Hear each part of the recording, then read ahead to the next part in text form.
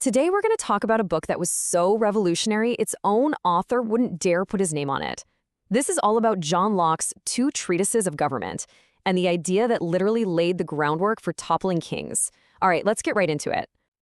So just imagine writing something so dangerous that you have to keep it a secret for the rest of your life. I mean, think about that.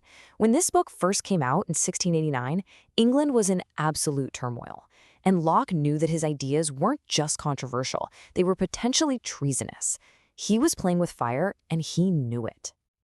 So, what on earth could be that radical? What was this idea that forced one of the greatest minds of his time to hide in the shadows? Well, it all boils down to one huge question about where power really comes from. See, the entire political world of the 17th century, the whole thing, was built on one single idea. A king's power came directly from God.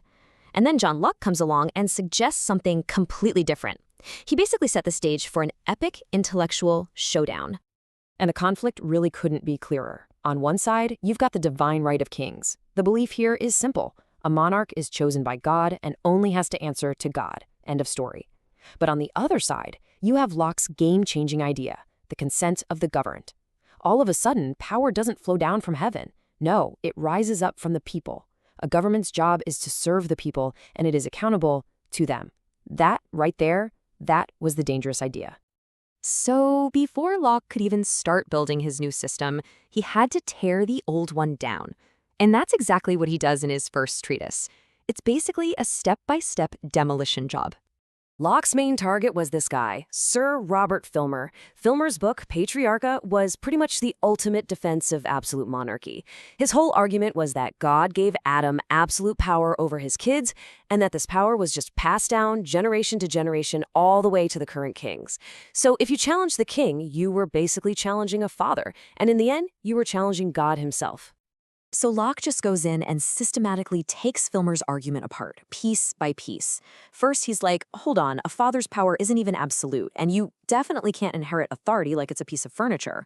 Next, he goes right to the source material and points out that God gave Adam control over the earth and its animals, not over other human beings. Then Locke just shows how absurd the whole theory is. Think about it. Who is Adam's one true heir on the planet today? It's an impossible question, right? And that leads to the knockout punch. If any ruler who grabs power is legit, like Filmer's theory suggests, then words like tyrant or usurper, they just don't mean anything anymore. Anyone strong enough to take a throne would be a rightful king. So, with the old House of Divine Right completely demolished, Locke needed a new foundation to build on. Let's jump into his Second Treatise, which is where he builds a totally new theory of government, literally from the ground up. Locke starts in this hypothetical place he calls the state of nature. He argues that before any governments existed, all people were perfectly free and equal. But this freedom isn't just total chaos. It's governed by what he calls a law of nature, which is basically just reason. And reason teaches us something really fundamental. Since we're all equal, nobody has the right to harm another person's life, health, liberty, or their stuff. So here's the big question, right? If the state of nature is so great, why would anyone ever leave it? Well, Locke's answer is that even though everyone has these rights, trying to enforce them gets tricky. Everyone is their own judge and their own jury, so when fights happen, people are obviously biased in their own favor, and suddenly enjoying your natural rights becomes, as he put it, very unsafe, very unsecure. And this is how we get to government. It's a really logical progression if you think about it. First, you have these natural rights that exist before any government, what Locke calls property, which for him meant your life, your liberty, and your possessions. Second, to keep those rights safe, people willingly agree to form a community. And third, that community then hands over power to a government to make and enforce laws. But, and this is the absolute key, that government only has power because the people consent to give it to them.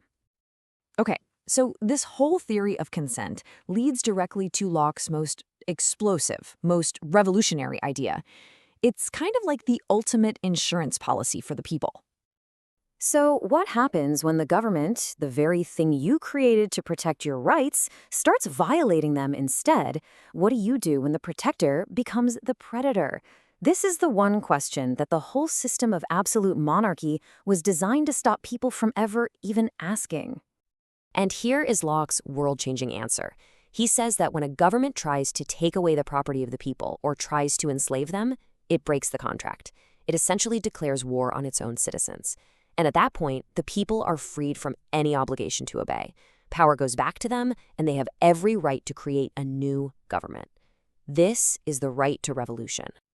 Now, an idea this powerful doesn't just stay tucked away in a book. It gets out into the world and starts to change things. But its legacy is also a bit more complicated, and honestly, more debated than you might think. You can almost watch this idea catch fire in slow motion. It starts as a secret in 1689. By 1701, it's being used out in the open in political fights in England. Then, look at this. It jumps across the Atlantic. The first American edition shows up in Boston in 1773, right on the brink of revolution. And just 3 years after that, its core principles, life, liberty, the consent of the governed, they're woven right into the fabric of the Declaration of Independence. And you really don't have to guess about that influence. Thomas Jefferson himself called Locke one of the 3 greatest men who had ever lived, putting him right up there with Isaac Newton.